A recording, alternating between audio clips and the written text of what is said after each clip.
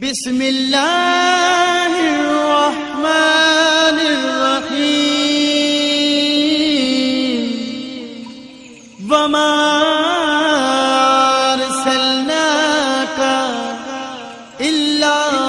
رحمة للعالمين۔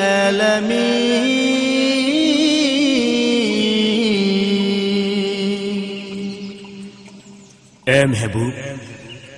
ہم نے آپ کو تمام جہانوں کے لیے رحمت بنا کر بھیجا۔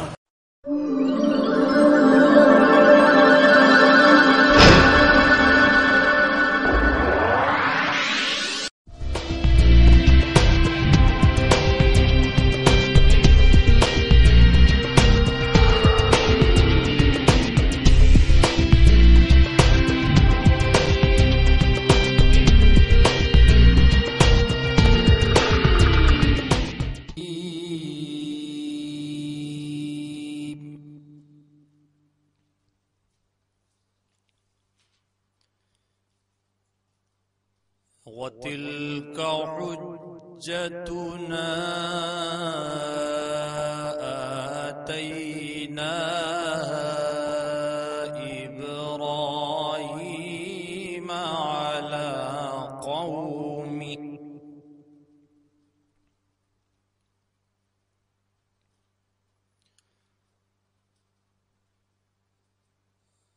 نَرْفَعُ دَرَجَاتٍ من نشاء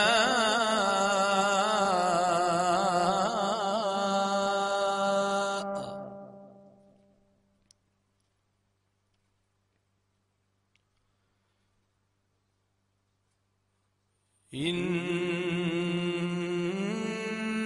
ربك حكيم عليم۔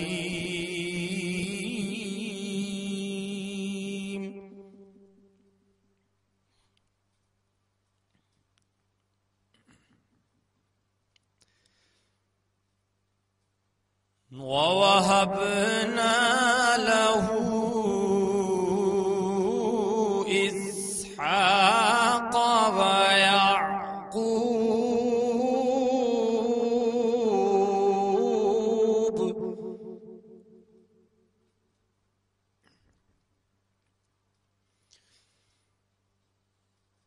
كُلًّا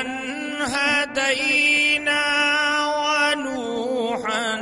هدينا من قبل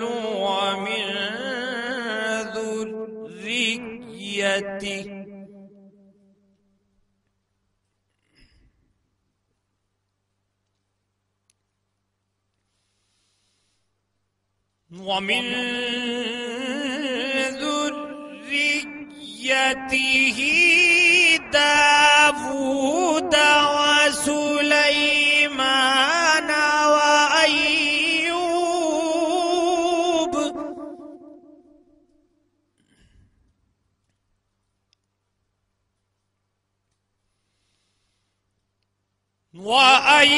وأيوب ويوسف وموسى وهارون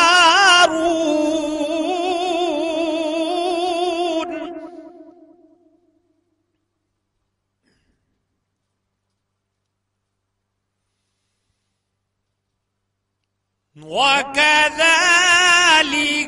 نجزي المحسنين۔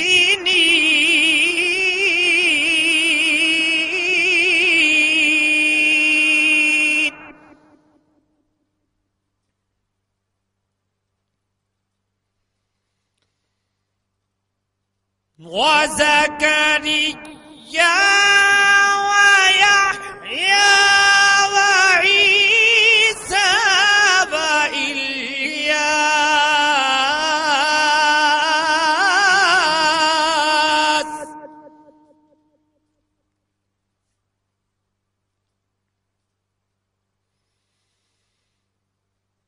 كل من الصالحين۔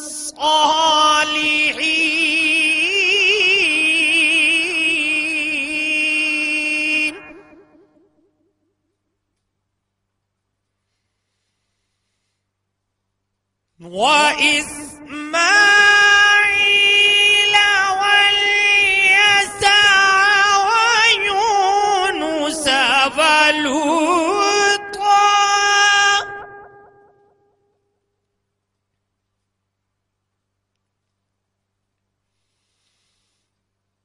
وكلا فضلنا على العالمين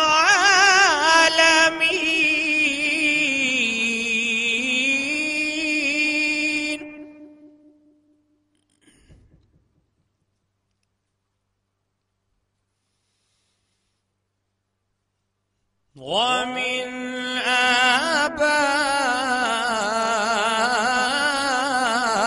آبائهم وذرياتهم وإخوانهم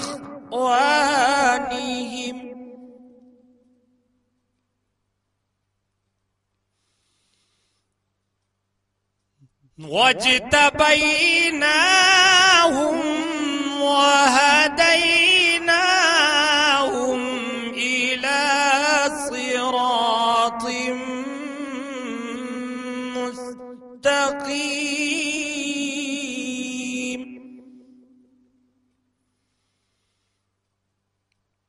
واجتبيناهم وهديناهم إلى صراط مستقيم صدق الله العظيم.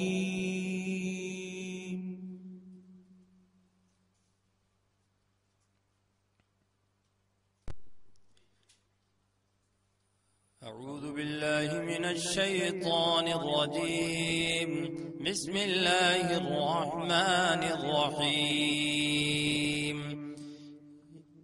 إذا زلزلت الأرض زلزالها فأخرجت الأرض أثقالها وقال الإنسان ما لها يومئذ تحدث أخبارها بأن ربك أوحى لها يومئذ يصدر الناس أشتاتا ليروا أعمالهم فمن يعمل مثقال ذرة خيرا يره ومن يعمل مثقال ذرة شرا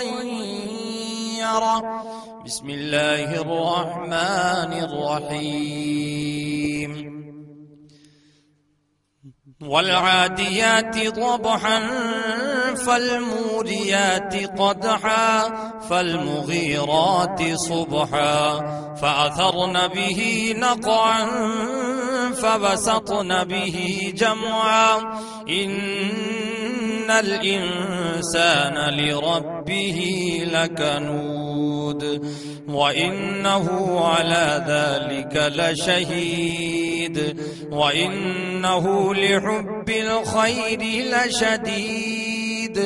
أفلا يعلم إذا بعثر ما في القبور وحصل ما في الصدور إن ربهم بهم يومئذ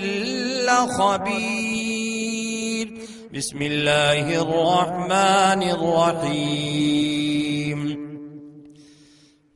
والشمس وضحاها والقمر إذا تلاها والنهار إذا جلاها والليل إذا يغشاها والسماء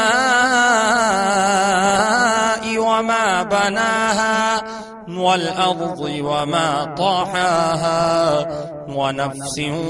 وما سواها فألهمها فجورها وتقواها قد أفلح من زكاها وقد خاب من دساها كذبت ثمود بطغواها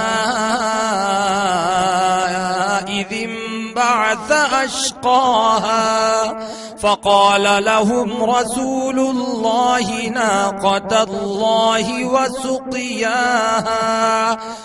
فكذبوه فعقروها فدمدم عليهم ربهم بذنبهم فسواها ولا يخاف عقباها صدق الله العظيم.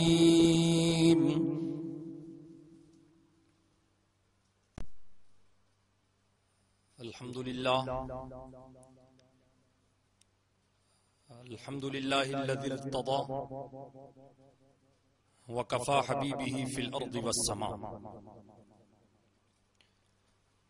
وزين القرآن بسورة الفاتحة ولكن الله يجتبي من رسله من يشاء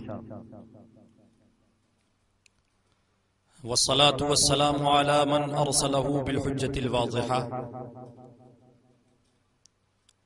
محمد المصطفى والمجتبى والمرتضى وجد الحسن والحسين وعلى آله التقى وبررة النقى وأصحابه نجوم الهدى الذين فازوا بحسن الخاتمة. أما بعد فأعوذ بالله من الشيطان الرجيم. بسم الله الرحمن الرحيم. قال الله تبارك وتعالى في القرآن المجيد والفرقان الحميد إن الدين عند الله الإسلام آمنت بالله صدق الله وصدق رسوله النبي الكريم. صلوا على الحبيب اللہ رب محمد صلی اللہ علیہ وسلم نحن عباد محمد صلی اللہ علیہ وسلم صلی اللہ تعالی علیہ وسلم. سامعین حضرات، قرآن حکیم میں رب قدیر نے ارشاد فرمایا ہمارے نزدیک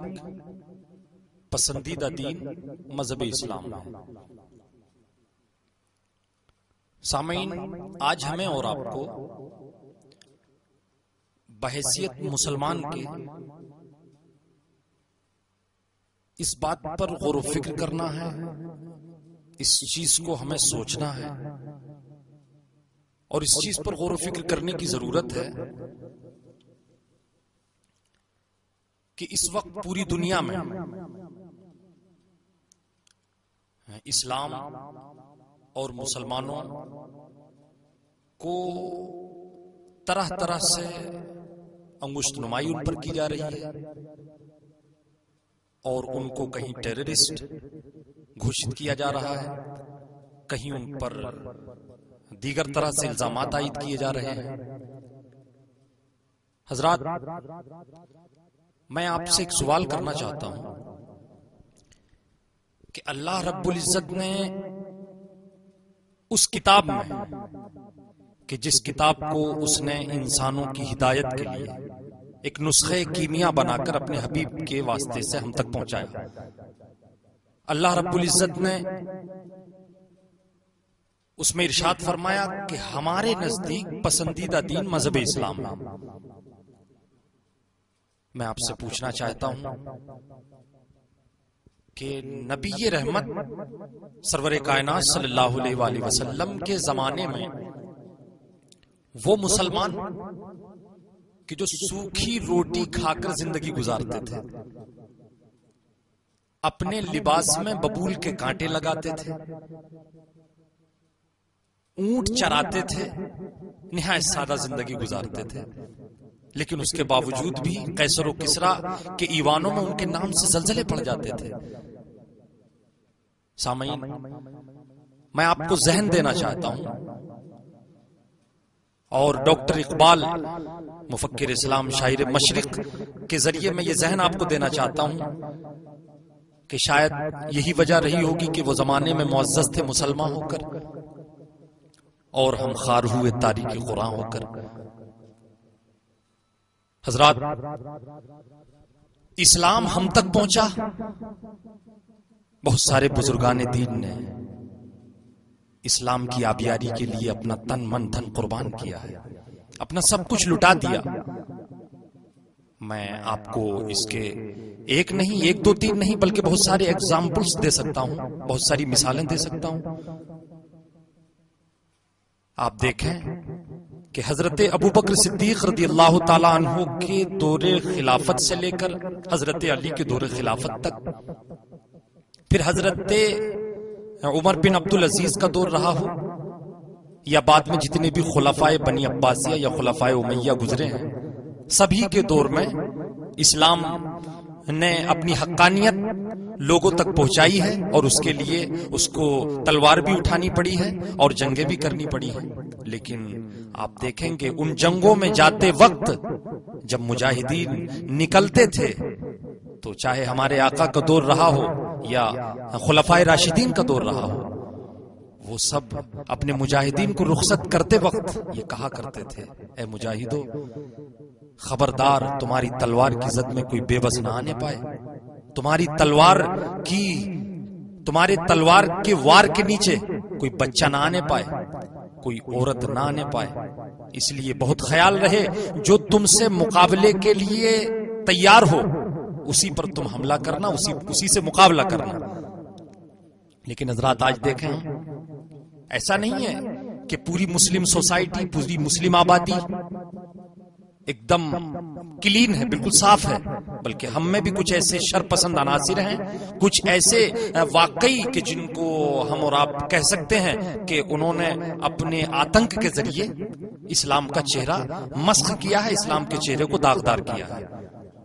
حضرات میں بلا کسی تقیید کے اور بلا کسی کا نام لیے ہوئے میں بڑے صاف الفاظ میں کہنا چاہوں گا کہ وہ چاہے افغانستان کی جنگ رہی ہو یا عراق کی جنگ رہی ہو، آج صدام حسین کو پوری دنیا مظلوم کہہ رہی ہے، لیکن میں کہتا ہوں کہ کیا صدام حسین نے اسلام کو جیسا ماننے کا حق دیا ہے ویسا مانا اسلام کو؟ معاف کیجیے گا، میں بڑے ادب اور احترام کے ساتھ اپنے سامعین حضرات سے کہنا چاہوں گا کہ وہ چاہے افغانستان کے لوگ رہے ہوں یا جناب والا عراق کی جنگ رہی ہو یا ایران کی جنگ رہی ہو، وہ لوگ پہلے اپنے گریبان میں جھانکیں، اپنے آپ کو دیکھیں کہ انہوں نے اسلام کے ساتھ کتنا انصاف کیا ہے، اسلام اور شریعت کے ساتھ انہوں نے کتنا انصاف کیا ہے کہ آج ان کے ساتھ پوری دنیا انصاف کر رہی ہے۔ حضرات،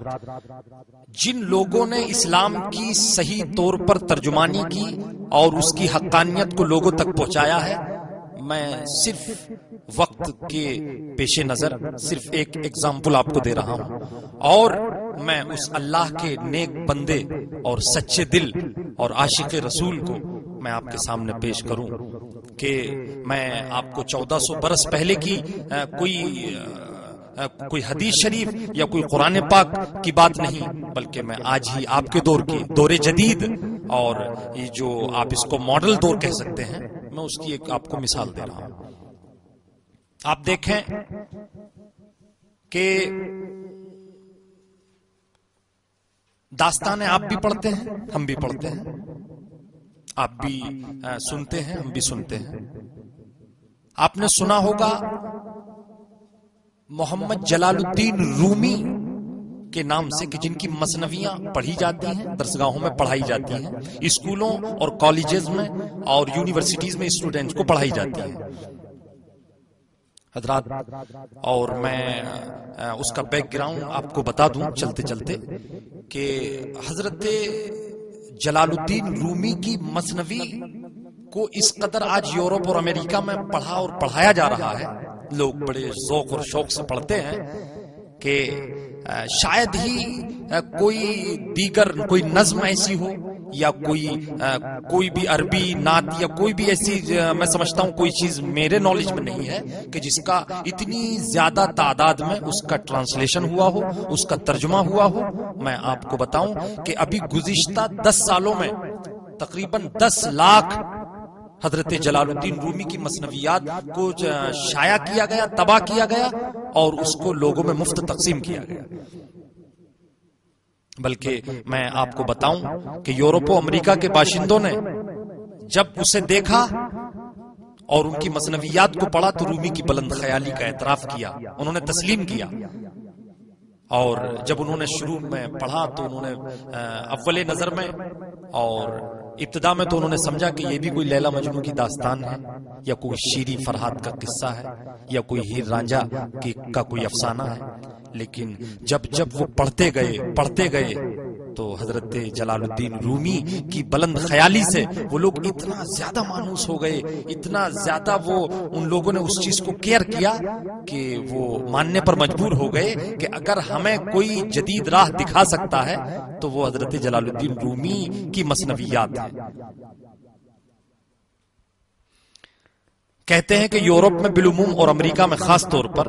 لوگوں کے اسلام لانے کا ایک سب سے بڑا جو سبب ہے وہ رومی کی مثنویات ہے. اور میں آپ کو بتاؤں کہ اب تک نہ جانے مثنویات پر کتنے مقالے لکھے جا چکے ہیں. ایک اخبار نکلتا ہے فرانسسکو جو امریکہ کا بڑا مشہور شہر ہے، اور اس اخبار کا نام ہے سین فرانسسکو کرونیکل، اس اخبار کا نام ہے. اور اس میں ایک مضمون 6 فروری 2005 کو شائع ہوا. مضمون نگار اخبار کے ایک ادبی کالم نگار ہیں، انہوں نے عمر خیام کی ربائی یا الف لیلا اور اس طرح اور علاؤالدین کا چراغ وغیرہ کی داستانیں انہوں نے اس پر بھی لکھا ہے. لیکن میں یہاں پر صرف ان کا یہ اقتباس سامعین کے سامنے پیش کرنا چاہوں گا جو انہوں نے جلال الدین رومی کی مثنوی پر لکھا ہے. وہ کہتے ہیں کہ وہ امریکہ کے باشندوں کو مخاطب کرتے ہیں، وہ اسپیچ دے رہے ہیں امریکہ کے نوجوانوں کو، امریکہ کی عوام کو. وہ کہتے ہیں کہ امریکہ کا سب سے اچھا ادبی شاعر بیلی کولنز نہیں ہے، اور جناب والا یہ اتنا بڑا شاعر تھا کہ اس کی ظریفانہ شاعری سے اسے شاہی اعزاز سے بھی سرفراز کیا گیا.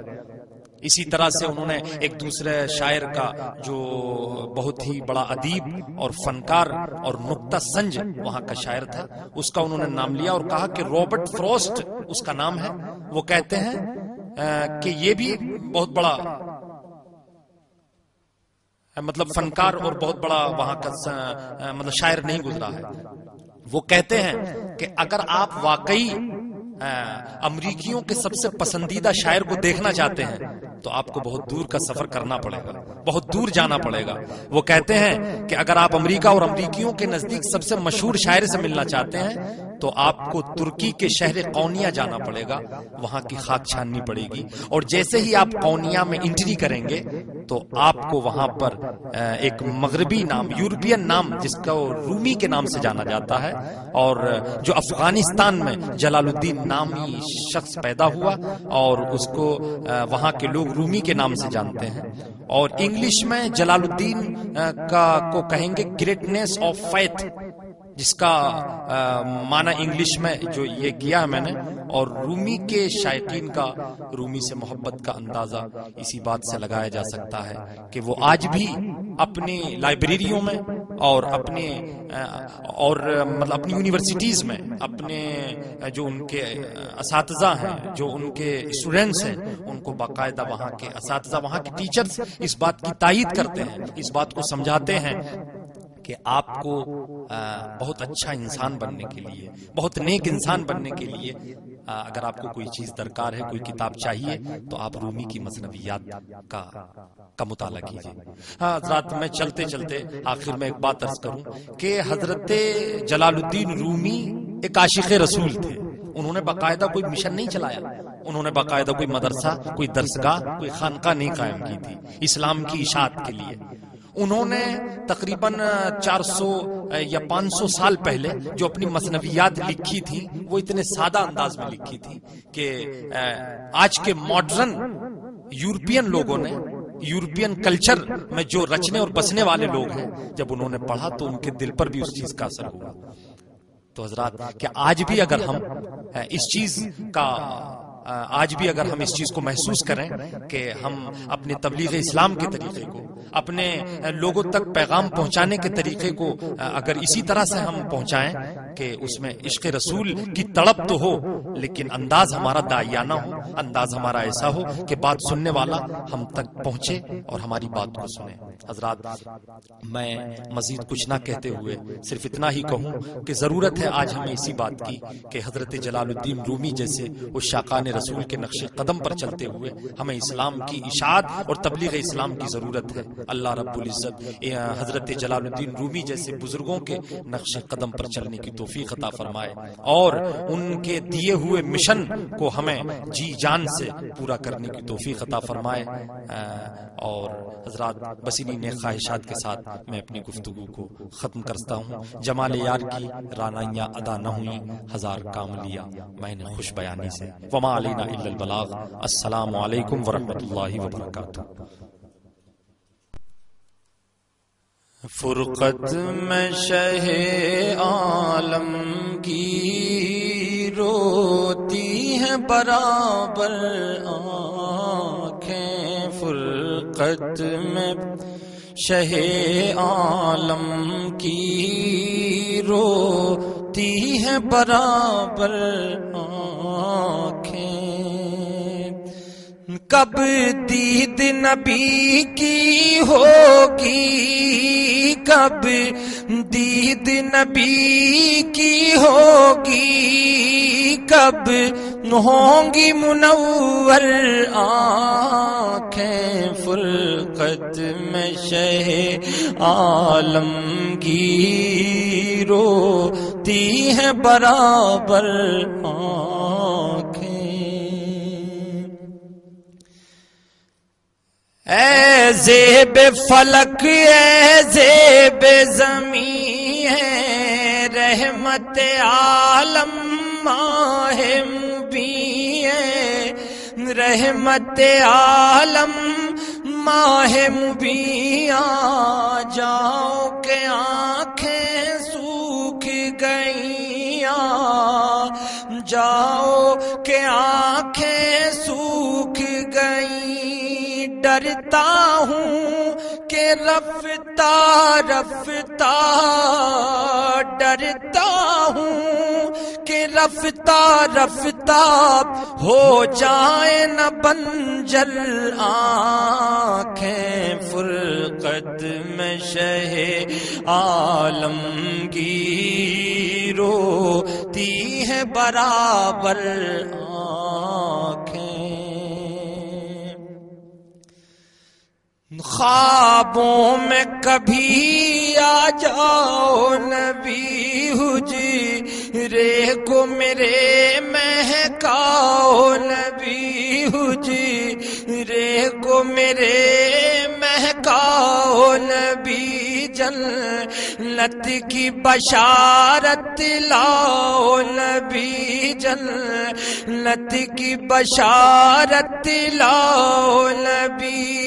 ورنہ میں تمہیں دیکھوں گا، ورنہ میں تمہیں دیکھوں گا، پھر کیسے گنوا کر آنکھیں، فرقت میں شہ عالم